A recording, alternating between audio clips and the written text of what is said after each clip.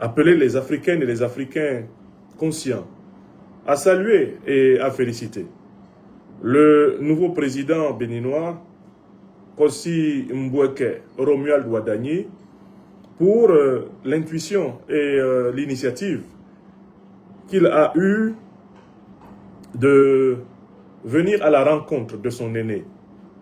Aujourd'hui, 2 juin 2026, à Niamey, le président de la République du Niger, le général d'armée Abdourahmane Tiani.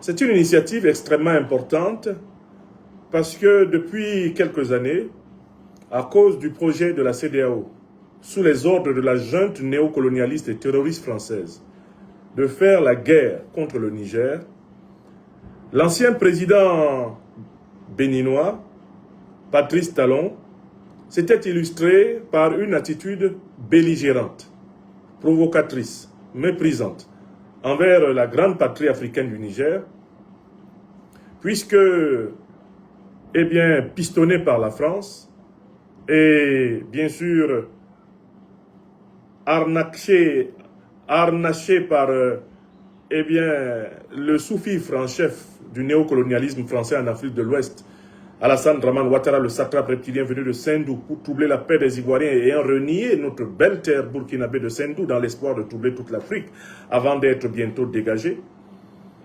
Eh bien, le président Talon était monté en première ligne parmi les militaristes de la CEDEAO qui prétendaient eh bien, pouvoir tailler en croupion, tailler le croupion de l'armée nigérienne, prendre Niamey et rétablir au pouvoir Mohamed Bazoum, le juntard de Niamey qui a fait boum. Cette attitude du président Patrice Talon avait envenimé rapidement les relations diplomatiques entre le Bénin et le Niger, puisqu'elle s'était aggravée lorsque le Bénin, obéissant toujours aux ordres criminels de Paris, s'était mis à appliquer un embargo économique contre le Niger, empêchant le Niger d'utiliser le port de Cotonou, qui est pourtant son débouché le plus naturel sur la mer, pour ses importations et pour ses exportations. La relation nigéro-béninoise, c'était alors encore plus diablement compliqué, notamment lorsqu'après la fermeture sécuritaire de la frontière entre le Bénin et le Niger, eh bien, le Bénin s'était une fois de plus fait bras séculier de Paris et de la CEDEAO pour empêcher les exportations de pétrole brut du Niger à travers le terminal pétrolier de Sémékodji sur la côte béninoise atlantique. La relation bénino-togolaise était depuis lors bloquée. Elle était depuis lors dans l'impasse, d'autant plus qu'un quatrième fait s'ajoutait.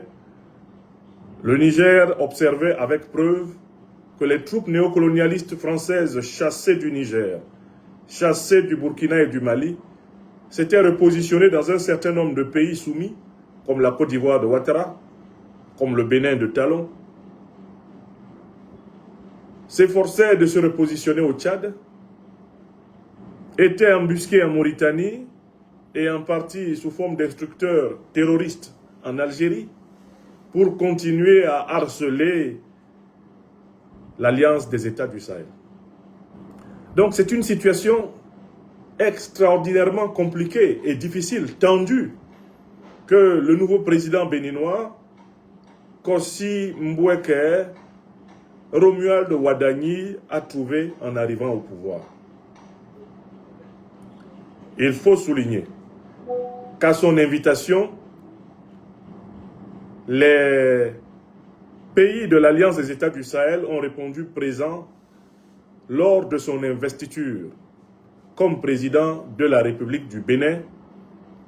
Et à cette occasion, nous avions commenté cet acte des pays de l'Alliance des États du Sahel comme étant le fait de donner au nouveau président béninois une soupape de respiration, un bénéfice du doute, car venant d'arriver au pouvoir, on ne peut pas le juger essentiellement sur ce qu'a fait son prédécesseur, Patrice Talon, qui obéissait le doigt sur la couture à Emmanuel Macron et agissait littéralement comme chien de garde de la France-Afrique aux côtés de Ouattara Draman.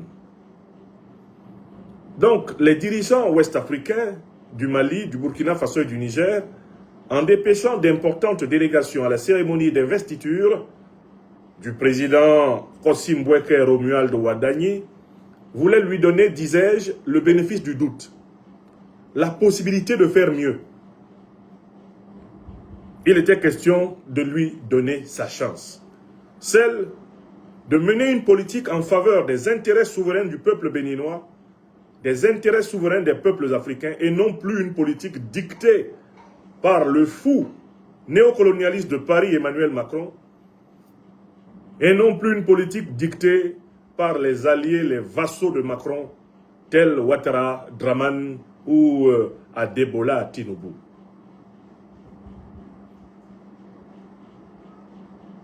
Arrivé donc au pouvoir, après son investiture, le président Kossim Boueke Romuald Ouadani entreprend une tournée.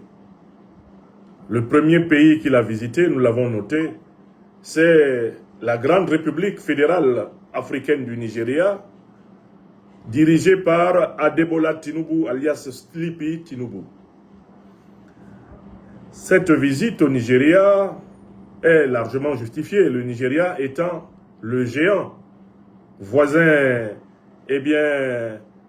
du Niger, et le Nigeria, aux côtés de la France, ayant joué un rôle décisif pour sauver le régime du président Talon, c'est-à-dire la succession ouadanienne, le mois de décembre 2025, lorsqu'une partie de l'armée, dirigée par le lieutenant-colonel Pascal Tigri, envisageait de faire étaler Patrice Talon. Mais nous sommes tout à fait réjouis de voir que la destination suivante immédiate du président Romuald Ouadani est un pays de l'Alliance des États du Sahel, son grand voisin du Nord, la République du Niger, où il arrive aujourd'hui. Normalement, il y est d'ailleurs déjà. Alors, quels sont les dossiers qui sont sur la table? Et à quoi peut-on s'attendre pour une détente parfaite, un renouvellement fraternel des relations bénino-nigériennes?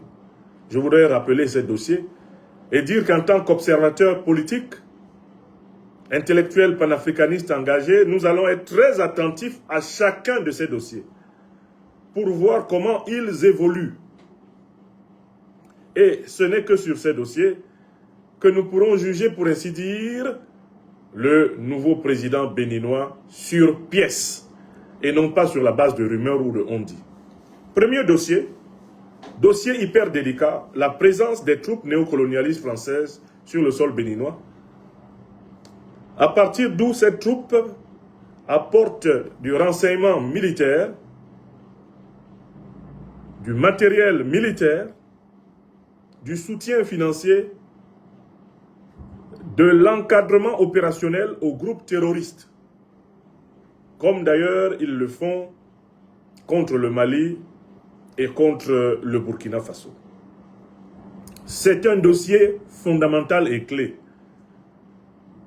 Si le Bénin n'accepte pas d'aller dans une logique de combat endogène, c'est-à-dire avec des forces béninoises et en bonne entente avec les pays voisins, dans le cas d'espèce le Niger et le Togo, le Burkina Faso qui sont autour de lui, il va être difficile d'envisager un assouplissement véritable des relations bénino-nigériennes. Le président Abdourahmane Tiani, général d'armée de son État, a toujours fait précisément état des actions subversives et terroristes des troupes néocolonialistes françaises au Bénin. Le président Tiani a souvent précisé les coordonnées en longitude et en latitude. Il a souvent précisé les positions de ces troupes en donnant les degrés qu'elles occupent. Le président Tiani a souvent été très précis jusqu'à énumérer les réunions menées par les instructeurs du terrorisme néocolonialiste français avec les chefs terroristes qui ensanglantent justement le Nord Bénin, ensanglantent le Niger, le Nigeria, ensanglantent le Nord Togo, le Burkina Faso, le Mali.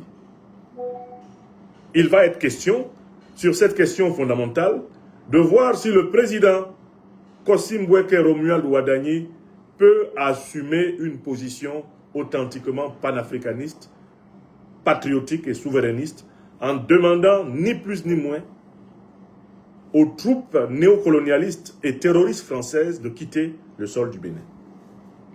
J'avoue que c'est le dossier le plus lourd qu'il y ait sur la table des deux chefs d'État. Et quand on connaît le passif, eh bien de la soumission de la diplomatie béninoise aux injonctions de Paris, je me demande comment le nouveau président Kossim Boueke Romuald Ouadani va pouvoir prendre cette décision sans directement se retrouver en porte-à-faux, non seulement avec son mentor et prédécesseur Patrice Talon, qui ne l'a pas choisi par hasard pour présider au Bénin, mais qui en réalité compte continuer à influencer la politique béninoise à travers son successeur. C'est un sujet tellement délicat parce que ce sujet va entraîner immédiatement les réactions de la puissance néocolonialiste et terroriste française de Macron. C'est un sujet délicat parce que le Nigeria de Tinubu lui-même s'est allongé sous la puissance néocolonialiste et terroriste de Macron et de Donald Trump. Alors donc, prendre cette décision courageuse requiert que le président Kossim Boueke Romuald Ouadani aille trouver des énergies dans le modèle de feu le leader panafricaniste Sylvanus Olympio, par exemple au Togo, ou dans le modèle, en tout cas au niveau du Bénin, du grand Mathieu Kérékou. Il lui faut vraiment chercher des modèles de leaders qui ont été courageux pour prendre cette décision maintenant. Un deuxième dossier évident et qui justifie la fermeture de la frontière bénino-nigérienne, c'est précisément cette question. Si les troupes françaises qui sont réputées appuyer les groupes terroristes se retirent du Bénin, alors pourra être débloqué le deuxième dossier immédiat, à savoir la frontière fraternelle entre le Bénin et le Niger. Car cette frontière a été fermée parce que le Niger a voulu se donner un cran de sécurité de plus par rapport à l'activité terroriste des troupes néocolonialistes françaises. Donc si le président Ouadani fait partir les troupes françaises, il va être aisé pour le Niger d'accepter de rouvrir pleinement sa frontière avec son pays frère. Deuxième sujet. Est-ce que la frontière va être rouverte alors même que les troupes néocolonialistes françaises ne sont pas parties? Est-ce que la frontière va être rouverte seulement après que le président Ouadani ait pris cette décision courageuse de demander aux troupes néocolonialistes françaises d'aller chez elles? Deuxième sujet. Troisième sujet, la pleine coopération entre les deux pays autour de l'exploitation, de l'exportation du pétrole nigérien. Vous savez qu'il y a eu beaucoup de rififi autour de ce pipeline conduisant le pétrole de l'intérieur du Niger au bord de l'océan Atlantique. Certains hauts fonctionnaires de l'administration pétrolière du Niger ayant même été abusivement, à un moment donné, arrêtés au Bénin et traités comme étant des terroristes, alors même qu'ils étaient présents au Bénin dans le cadre des accords de coopération économique entre les deux pays. Donc on attend de la rencontre entre les présidents Ouadani et Tiani la relance pleine de la coopération autour du terminal pétrolier de Sémékodi et donc la relance de l'économie endogène bénino-nigérienne qui n'aurait jamais dû être suspendue. Voilà un troisième dossier extrêmement important. Quatrième dossier extrêmement important, si le président Ouadani fait partir les troupes françaises, Si le président Ouadani facilite l'ouverture donc de la frontière, la réouverture de la frontière bénino-nigérienne, si le président Ouadani facilite le retour des importations et des exportations pétrolières, si le président Ouadani peut le faire, ça veut dire que le port de Cotonou peut redevenir ce qu'il aurait toujours dû demeurer, à savoir le port le plus rapide, le plus proche, le plus pratique pour les importations et les exportations du Niger. Le Niger, qui utilise aujourd'hui le port de Lomé, pourra désormais avoir deux options, le port de Lomé au Togo et le port de Cotonou, si le président Ouadani donne toutes ces garanties. Quatrième sujet. Et enfin, je pense qu'entre les deux chefs d'État, il y a un cinquième sujet qui pourra être efficacement abordé. C'est en quoi le président Ouadani peut être un acteur de la facilitation de la coopération entre le bloc CEDEAO en général et le bloc AES auquel appartient le Niger. Cette réunion peut être l'occasion d'un assouplissement des relations entre les deux organisations régionales si cette réunion est réussie. Voilà, mes chers amis, les 5 points sur lesquels on attend le président Ouadani et le président Abdourahmane Tiani. Mais si vous avez bien compris, la clé de voûte de toute la détente diplomatique entre le Niger et le Bénin, c'est le départ des troupes françaises. C'est le départ des troupes françaises du sol béninois. Sans le départ de ces troupes néocolonialistes et terroristes, tous les autres dossiers seront maintenus en suspens, selon mes analyses. Il pourra y avoir une espèce de retour, en quelque sorte, du dialogue, une espèce de retour du contact, une espèce de retour de la modération entre les deux pays. Ça, c'est quelque chose que nous souhaitons, d'autant plus que les deux peuples sont le même. Mais il n'y aura pas de retour en confiance tant que le président Kossi Mboueke, Romuald Ouadani, n'ordonne pas le départ de toutes les troupes néocolonialistes et terroristes françaises de son sol. Ça, c'est la clé de voûte de tout le système. Alors, je vous invite à observer comme moi les événements qui vont se dérouler au Niger. Cette visite est à féliciter. Le président Kossi Mboueke Romuald Ouadani doit être félicité pour l'initiative de la visite à son frère aîné, à son doyen, le président Abdourahmane Tiani. Mais il ne faut pas que ce soit une visite hypocrite, une visite insincère, une visite de félonie, une visite marquée par des fausses promesses. Les Sahéliens sont particulièrement rancuniers envers ceux qui leur manquent de respect. Il ne vaut mieux pas que le président Kossi Mboueke Romuald Ouadani vienne promettre au président Tiani des choses qu'il ne va pas faire. Car au Sahel, la trahison coûte encore plus cher que l'adversité. Donc il faut vraiment qu'il soit venu, je l'espère infiniment pour lui, le président Kossi Mboueke Romuald Ouadani, et il faut qu'il soit venu avec des décisions et des propositions fermes et qu'il soit disposé à tenir sa parole, quoi qu'il advienne. Enfin, il y a d'autres dossiers de la relation bénino-nigérienne qui pourront être facilement décantés. Je me souviens que au mois de décembre 2025, un certain nombre d'analystes proches du pouvoir béninois et même d'officiels béninois avaient laissé courir l'idée que le coup d'État du lieutenant-colonel Pascal Tigri aurait été appuyé, organisé même, voire soutenu par les pays de l'Alliance des États du Sahel. Avec le temps, tout le monde sait que c'est faux.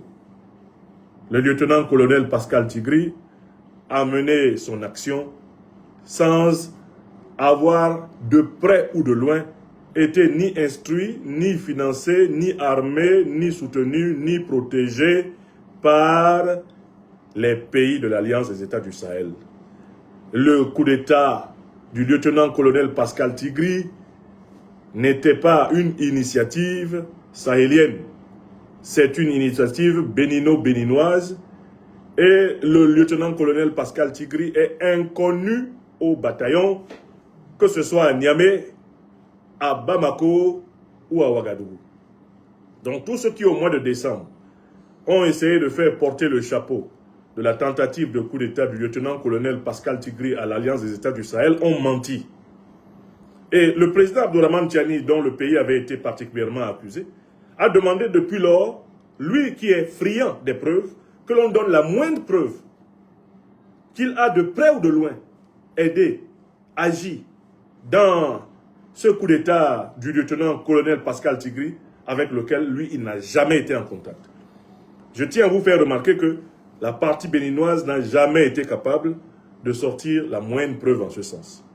Certes, le combattant panafricaniste Kémy Séba s'était affiché comme étant un soutien de la tentative de coup d'État contre le régime du président Patrice Talon. Mais c'est une initiative isolée de Kémy Séba en tant que citoyen béninois. Dans cette initiative, il n'a été ni soutenu, ni missionné, ni instruit, ni encadré, ni aidé. Il n'a été inspiré par personne au Niger, par personne au Burkina Faso, par personne au Mali. Voilà, ça aussi c'est la vérité que tout le monde doit savoir. Donc ceux qui veulent instrumentaliser l'engagement du combattant panafricaniste Kémy Séba aux côtés du lieutenant-colonel Pascal Tigri pour accuser l'Alliance des États du Sahel, là encore, font un procès absolument abscons et infondé. D'autant plus que, regardez bien le positionnement de notre jeune frère, le combattant panafricaniste Kémy Séba, ce n'est pas quelqu'un qui mène ses actions en se mettant sous le chapeau, sous la chapelle, d'un État ou d'un gouvernement quelconque. Kémy Séba est un électron libre. C'est ce que vous devez constater. C'est un électron libre et c'est aussi quelqu'un qui, avec son ONG Urgence panafricaniste, prend des décisions, mène des actions pour lesquelles il est le seul responsable. Pour ce qui est du coup d'État du 7 décembre 2025 au Niger, au Bénin, ce n'est ni le Niger, ni le Mali, ni le Burkina qui ont demandé à Kémy Séba de s'associer à cela. Il n'a reçu l'aval et l'instruction de personne en ce sens. Et d'ailleurs, je vous demande d'écouter ses propres interventions. Il n'a jamais dit que le Niger l'avait envoyé dire ça. Il n'a jamais dit que le Burkina l'avait envoyé dire ça. Il n'a jamais dit que le Mali l'avait envoyé dire ça. Et aucun officiel nigérien, burkinabé ou malien n'a soutenu la sortie de Kémy Séba dans cette affaire. Donc je vois des gens qui ont tenté d'instrumentaliser cette histoire. Non, c'est vraiment une affaire bénino-béninoise. Kémy Séba est le seul maître des raisons pour lesquelles il s'est associé au lieutenant-colonel Pascal Tigri. Ce n'est pas une action de l'AES. Je le dis sur la base de l'analyse des faits et des déclarations. Et le président Tiani, je le rappelle, a mis en demeure qui que ce soit dans la sous-région est capable de prouver que le Niger était de près ou de loin associé à l'action de Tigri, de le prouver. Alors, bien sûr, comme Kémy Séba est connu comme un conseiller spécial du président Abdourahmane Tiani, les gens ont pensé que par là, il aurait reçu des conseils et une mission. Ce n'est pas vrai. Ce n'est pas vrai. De toutes les façons, le statut de conseiller spécial du président Abdourahmane Tiani est un statut symbolique que le président Abdourahmane Tiani, en tant que leader panafricaniste, accorde aux camarades combattants afin de marquer la reconnaissance envers son engagement pour la libération du continent. Ce n'est pas un statut classique, ce n'est pas un statut, si vous voulez, opérationnel. D'ailleurs, vous voyez très bien que Kémy Séba ne vit pas à Niamey. Il n'a jamais vécu en tant que tel à Niamey. Quand vous devenez conseiller spécial, si vous devenez conseiller spécial d'un chef d'État, d'abord vous avez déjà résidence dans la capitale, en permanence. Vous pouvez certes vous déplacer, mais vous avez résidence dans la capitale. Donc, vraiment, c'est un statut de conseiller spécial, mais c'est un statut de conseiller spécial dans le cadre, en réalité, du soutien que les régimes panafricanistes apportent aux militants, activistes et leaders panafricanistes dans le cadre de la reconnaissance symbolique. Ce n'est pas un pouvoir institutionnel. Donc il ne faut pas que les gens, ici, une fois de plus ici, s'emballent. Je voulais apporter cet éclaircissement pour dire que, de mon point de vue, le Bénin a toujours, le Niger a toujours été correct envers le Bénin. Même dans la période où le Bénin est devenu la base arrière des troupes néocolonialistes et terroristes françaises pour attaquer le Niger n'a pas monté de commando pour attaquer le Bénin. Le Niger n'a pas pris position pour une partie de l'armée béninoise pour attaquer le Bénin. Le Niger ne s'est pas impliqué dans les affaires béninoises. Nous devons à la vérité de le dire. Certains ont voulu tirer par les cheveux le positionnement de Kémy Séba dans cette affaire. Mais même le positionnement de Kémy Séba est déterminé par son engagement béninois. C'est un problème béninois. Je dis et je le répète, en tant qu'analyste et connaisseur de la situation politique en question, ce ne sont pas les autorités nigériennes qui ont dit aux camarades, au jeune frère Kémy Séba, de prendre position pour Pascal Tigré. C'est une décision du jeune frère Kémy Séba, lui seul. Et lui seul en est responsable. De toutes les façons, en tant que Béninois, il a le droit de prendre position dans les affaires politiques de son pays et de choisir son camp. En tant que Béninois, Kémy Séba a ce droit.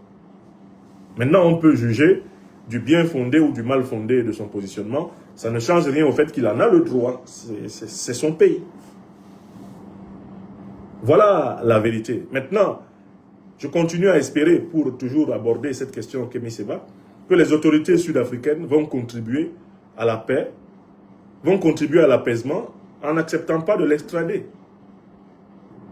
Il ne faut pas l'extrader. L'extrader de la part de l'Afrique du Sud, c'est attiser le feu, c'est en quelque sorte favoriser la répression contre les opposants, alors même qu'on sait que les pouvoirs politiques eux-mêmes souffrent souvent d'illégitimité. Dans le cas d'espèce au Bénin, on a exclu toute l'opposition, on a organisé un processus électoral qui est un plébiscite. Donc le minimum pour le Bénin, c'est aussi de renoncer à vouloir faire la peau à ses opposants. Alors ça, c'est le conseil que je donnerais volontiers ici à Mondo Vision au président, Kossi Mbweke Romuald Ouadani. Président, s'il vous plaît, mettez fin à cette histoire de mandat d'arrêt contre Kémy Séba. Laissez-le tranquille. Ne cherchez pas à le mettre en prison. Essayez au contraire de le convaincre que vous êtes capable d'incarner un changement au Bénin. Que vous êtes capable de faire des pas que vos prédécesseurs ne faisaient pas, votre principal prédécesseur Talon ne faisait pas. Essayez au contraire de convaincre Kémy Séba qu'il est possible qu'il y ait une vie politique commune entre vous dans votre pays, le Bénin. Essayez de le convaincre déjà par votre magnanimité. Ne commencez pas par des captures d'opposants à l'étranger, des déportations, etc. Moi, c'est le conseil que je vous donne.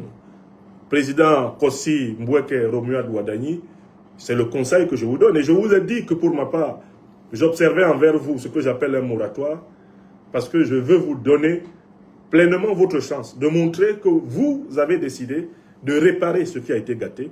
Je veux vous donner pleinement votre chance de faire la politique internationale béninoise autrement. Mais vous allez compliquer votre image si vous commencez par faire capturer des opposants à l'étranger pour venir les mettre à la torture à Cotonou. Vous êtes en train de commencer par des actions bonifiantes, par des actions positives. Ne ternissez pas l'image de votre régime par la déportation de Kémy Séba. À votre place, je commencerai par mettre fin à la procédure de demande d'extradition de Kémy Séba. Et deuxième chose, je dirais à Kémy Séba, vous êtes libre de rentrer au Bénin. Vous allez mener vos activités politiques en respectant l'état de droit que nous nous efforçons d'installer. Et j'aimerais pouvoir échanger avec vous. Vous êtes un patriote, vous êtes un jeune frère, vous êtes un frère. Nous sommes de la même génération. Il faudrait qu'on échange pour voir comment vous pouvez utilement servir également le Bénin. Franchement, je pense que vous seriez, président Kossi Mbweke Romuald Ouadani, beaucoup plus futé de faire cela. Et de l'autre côté, mon jeune frère Kémy Séba, il serait beaucoup plus futé dans la situation actuelle, eh bien, peut-être de baisser le ton. Car, de toutes les façons, le rapport de force politique, s'il veut revenir au Bénin, exige qu'il entre dans une relation de discussion avec le pouvoir ouadani. Ce rapport de force politique est tel que, eh bien, il avait misé pour un coup d'État qui n'a pas marché. Je suis désolé, en politique, c'est des choses qui ne pardonnent pas. Quand vous misez pour un coup d'État, il vaut mieux pour vous qu'il marche. Parce que s'il ne marche pas, c'est gâté. Donc il faut reconnaître que c'est une faute. Il s'est trompé de tactique, de stratégie. Il n'aurait pas dû. Il n'aurait pas dû. Parce que, au fond, est-ce qu'il maîtrisait vraiment ce coup d'État-là? Je ne crois pas. Je pense que Kémy Séba a pensé qu'il y avait là un frémissement, il y avait peut-être là un espoir pour son pays, il s'est engouffré dedans. Mais il n'aurait pas dû, on ne s'engouffre pas comme ça. C'est mon jeune frère, hein. Moi j'ai toujours été libre de lui faire apprécier mon point de vue.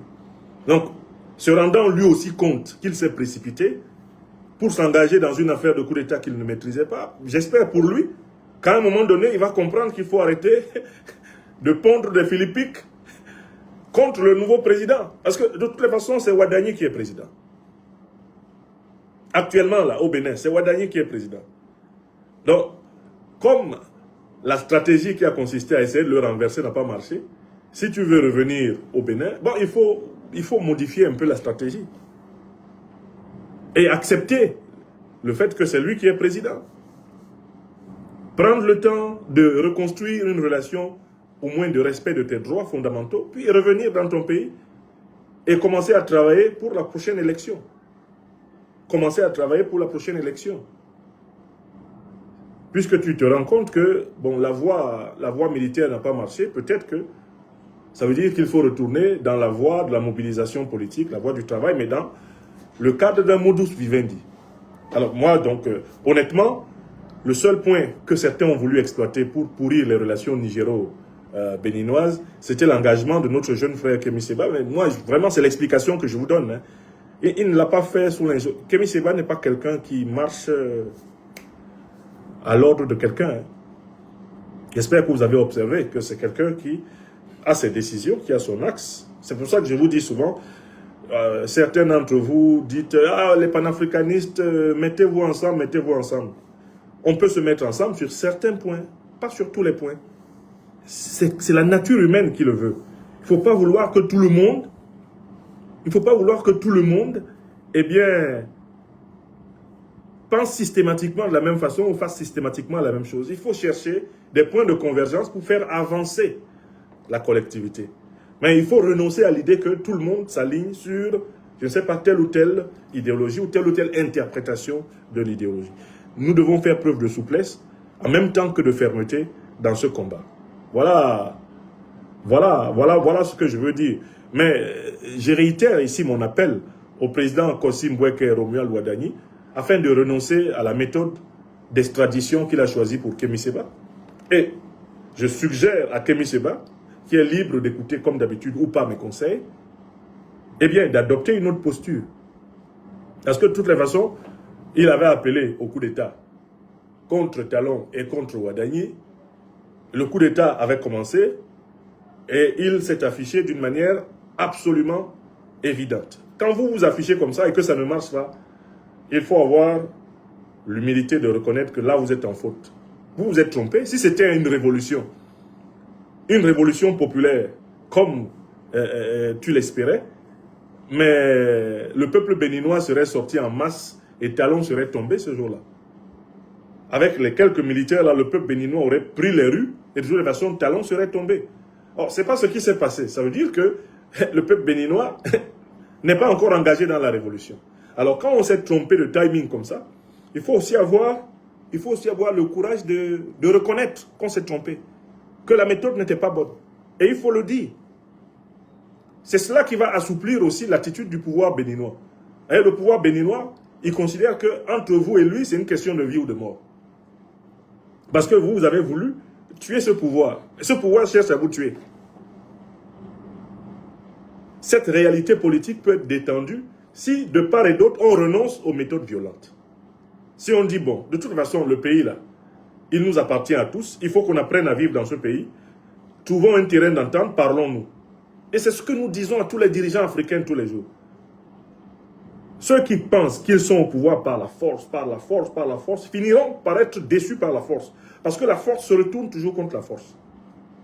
Ceux qui pensent aussi qu'ils vont pouvoir arriver au pouvoir par la ruse, par le mensonge, car à tout moment d'ailleurs, ils vont pouvoir utiliser la force. N'oubliez pas que les mêmes méthodes se retournent contre ceux qui les utilisent. Donc, il faut, d'une certaine façon, affirmer un cap et se tenir à ce cap. Et puis, on ne peut pas libérer un peuple sans lui-même. C'est pour ça que la révolution populaire progressiste est la solution pour toute l'Afrique. C'est-à-dire qu'une union des forces vives de la société civile et des forces vives des forces de défense et de sécurité est toujours la condition pour un changement authentique de régime. Quand les conditions pour cette fusion des forces vives, des forces de défense et de sécurité et des forces vives de la société civile ne sont pas réunies, il est très risqué de se précipiter pour annoncer, eh bien, qu'on soutient un coup d'État. Donc voilà un peu le commentaire que m'inspire cette situation. Je vois des gens qui sont sur les réseaux sociaux. Ah, pourquoi vous ne parlez pas, pourquoi vous n'appelez pas à la libération du combattant Kémy Séba? Mais écoutez, je fais partie des panafricanistes qui ont le plus appelé à la libération du combattant Kémy Séba. Je vous demande d'aller vérifier sur ces réseaux sociaux. Lorsque moi, je suis persécuté par le régime français, combien de publications de lui existent? Je vois des gens qui sont tellement simplés sur les réseaux sociaux. Moi, j'ai toujours défendu les panafricanistes quand ils sont confrontés à une injustice. Y compris quand je ne suis pas d'accord avec eux. Je suis connu pour cela. Allez voir le nombre de fois que j'ai défendu, soutenu Kémy Séba. Allez voir le nombre de fois qu'il m'a défendu ou soutenu. Et revenez me voir avec votre petit procès. Ah, tu n'as pas défendu, tu n'as pas dit ceci, tu n'as pas dit cela. Sur ces pages, il me défend. Il m'a défendu combien de fois? Allez chercher. Moi, je peux trouver au moins 10 émissions consacrées à le défendre. Vous ne trouverez pas une émission de lui consacrée à me défendre. Vous lui dites quoi pour ça? Je parle à ceux qui sont venus ces derniers temps sur mes pages. Alors, vous ne parlez pas de la libération de Kémy Séba. Dès que j'ai appris que Kémy Séba a été arrêté au Bénin, en Afrique du Sud, je suis sorti pour appeler les autorités sud-africaines à ne pas l'extrader. L'émission existe. J'ai écrit en ce sens. Vous voulez que je fasse quoi? Je ne vais quand même pas me comporter comme si j'étais dans son staff quand il a décidé de soutenir Pascal Tigri. Je n'étais pas dans son staff. Je ne suis pas mêlé à cette histoire. Donc je ne vais pas me mettre à assumer tout, y compris les erreurs de nos frères. Ce n'est pas mon rôle. Donc j'en parle vraiment très clairement aujourd'hui pour que les gens arrêtent de m'emmerder avec ça. Moi, je ne suis pas du tout content que le camarade Kémy Séba soit en prison en Afrique du Sud, avec son fils en plus, avec un enfant. Ce n'est pas normal d'ailleurs que nous, les Africains, on nous arrête en Afrique parce que nous n'avons pas le titre de séjour. C'est une honte. C'est une honte pour l'Afrique. Parce qu'à commencer partout, et Kémy Séba a été arrêté là-bas parce qu'il n'avait pas les papiers. Tout pays africain qui se comporte envers les Africains comme des étrangers sur son sol doit avoir honte. Ça, c'est d'un. Maintenant, quant au positionnement politique de Kémy Séba, c'est son affaire. Il est responsable de son positionnement politique. Je ne peux pas assumer toutes ses positions politiques, puisque je ne les ai pas élaborées avec lui et je ne fais pas partie de son staff. Je vois certains qui sont sur les réseaux sociaux là, qui veulent nous faire assumer toutes les positions politiques de tel ou de tel. Non. Il est le président de l'ONG Urgence panafricaniste. Ils savent pourquoi ils ont soutenu Pascal Tigri. Ça, lui, il sait. Ce que je sais, je l'ai dit, ce n'est pas le Niger qui l'a envoyé, ce n'est pas le Burkina qui l'a envoyé, ce n'est pas le Mali qui l'a envoyé. Donc il ne faut pas qu'on amène l'AES dans cette histoire. Ce serait une manipulation. Personnellement, je ne connais pas le lieutenant-colonel Pascal Tigri et je n'étais ni de près ni de loin au courant de l'action qu'il menait. J'ai découvert les faits comme vous. J'ai vu le jeune frère Kémy Séba en première ligne en train de défendre le coup d'État de Tigri. Comme vous tous. Donc je ne peux pas venir après faire comme si j'avais été associé à ça, j'étais avec lui dedans et puis je suis là pour le soutenir. Non, non, non, je ne soutiens pas ce à quoi eh bien, je n'ai pas accès par la compréhension, par l'action et par la participation. Ce n'est pas comme ça que ça se passe. Si je n'ai pas compris, si je ne suis pas vraiment bien pénétré de quelque chose, je ne vais pas sortir pour soutenir. Hein, Éric Djouko, c'est important que je le dise parce que ça fait un moment qu'on me tanne le cuir sur les réseaux sociaux avec la situation de Kémy Séba. J'appelle solennellement les autorités sud-africaines à libérer le jeune frère et camarade. Les raisons pour lesquelles elles l'ont arrêté me paraissent des raisons africainement honteuses. Si c'est parce qu'il a fait 10 jours de trop sur le sol sud-africain, l'Afrique du Sud est un pays qui a une histoire lui interdisant de maltraiter les Africains. Car l'Afrique a été solidaire de l'Afrique du Sud quand elle était maltraitée. Ça, c'est d'un. Si c'est parce que le Bénin demande de lui donner un opposant qui a activement participé à un coup d'État contre le pouvoir, ça aussi l'Afrique du Sud peut dire, nous connaissons l'histoire du Bénin. Et nous savons qu'au Bénin, ce que vous avez appelé élection là, ce n'est pas tout à fait une élection. Vous-même, vous savez que vous avez exclu tous les opposants qui pouvaient faire face à votre candidat et vous lui avez ouvert le boulevard du pouvoir. Donc, s'il y a des Béninois qui ne sont pas d'accord, on ne va quand même pas les livrer. L'Afrique du Sud est au courant de ce qui se passe au Bénin. Donc, si c'est pour les raisons de la politique interne béninoise qu'on veut livrer Kémy Séba, ça aussi, c'est pas vrai, c'est pas bon. Si Kémy Séba a soutenu le coup d'État, c'est parce que le pouvoir d'État est confisqué dans son pays. Mais il a échoué.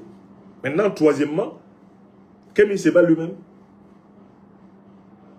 a parlé, il a expliqué les circonstances dans lesquelles il s'est engagé dans cette histoire de Tigri. Nulle part il n'a dit que le Niger l'a envoyé, que le Burkina l'a envoyé ou que le Mali l'a envoyé. Et c'est vrai, ils ne l'ont pas envoyé. Ils ne savaient même pas que Kémy Séba s'associe à cette histoire. Et Kémy Séba, je vous ai dit, son mode de fonctionnement, c'est qu'il fait des choses qui ne dépendent que de lui. Alors là, sur ce point, il faut préciser.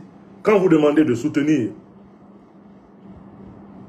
nous soutenons sur le principe, nous ne soutenons pas sur tous les détails, nous ne soutenons pas sur tous les engagements, parce que nous ne sommes pas comptables de tous les engagements les uns des autres.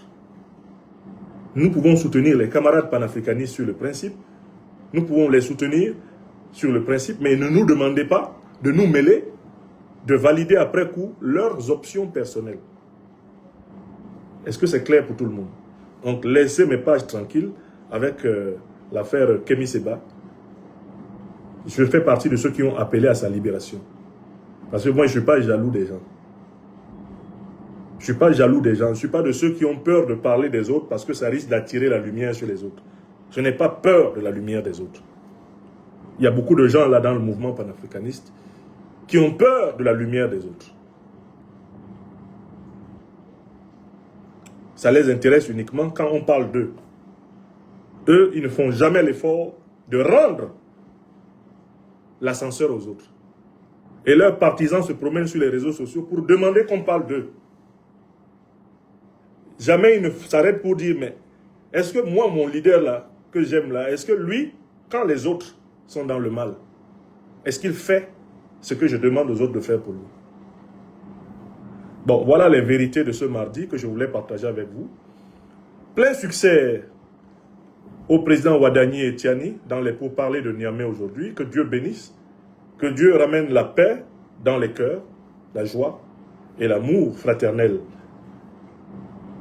Et que le président Wadani ait le courage de se débarrasser de la tutelle néocolonialiste et terroriste française afin de faire respirer cette partie de l'Afrique qui a soif de souveraineté. Merci beaucoup. Hein, Conchita Sanchez. Tu dis que quand un gars ça a fréquenté, c'est comment? Vraiment, il y a de ces trucs ici sur les réseaux sociaux.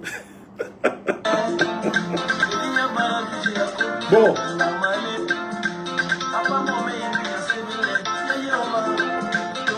South African authorities release our brother, our comrade Kémy Séba.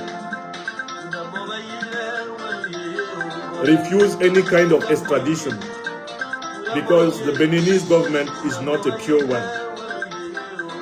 In fact, Kemi Seba committed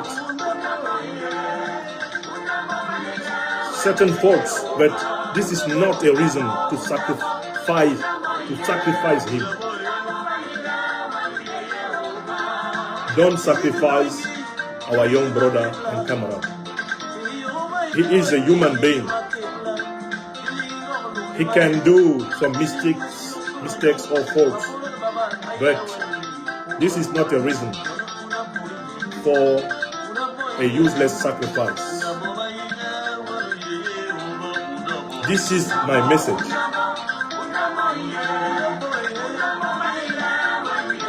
Merci Serge Moulieu, camarade de l'ILIPA, les lions et lions indomptables de la libération panafricaine du Congo.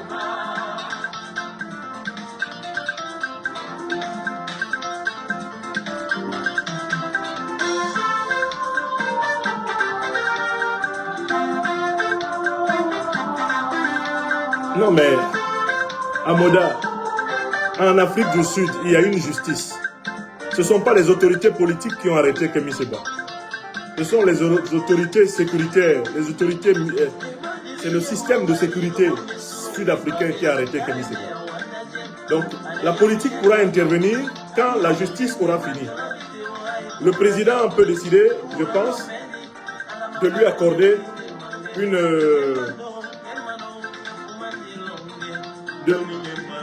de lui accorder une grâce. Le président sud-africain peut décider de lui accorder une grâce. Mais actuellement, même les politiques sud-africains ne peuvent pas empêcher les juges sud-africains de juger. Il y a un état de droit très fort en Afrique du Sud, contrairement aux apparences. Donc il faut que les juges aient fini de juger. Les hommes politiques ne peuvent pas aller chercher, sud-africains ne peuvent pas aller chercher Kemi Seba en prison pour le sortir. Il faut que la justice ait fini de juger. Et à ce moment, le pouvoir politique peut intervenir en utilisant le pouvoir de grâce. Donc, en effet, on peut s'adresser aux autorités sud-africaines afin qu'elles le gracient, si jamais il y a une condamnation. S'il est libéré, parce qu'il y a non-lieu, ben il est libéré. Sachez qu'en Afrique du Sud, il y a un système judiciaire extrêmement puissant. Même des anciens présidents de la République sud-africaine se sont retrouvés en prison, se sont retrouvés aux arrêts, à cause du fonctionnement de la justice en Afrique du Sud. Ce n'est pas tout à fait comme dans nos républiques bananières issues du colonialisme français, où le président envoie en prison qui veut, sort de prison comme qu'il veut. Ce n'est pas comme ça en Afrique du Sud. Voilà encore une hérésie et une erreur que les gens commettent. Il faut en fait que la justice juge. Quand la justice a fini de juger, en fonction de la nature de la peine, le pouvoir politique peut utiliser son pouvoir de grâce. C'est important de le savoir. Je vous remercie.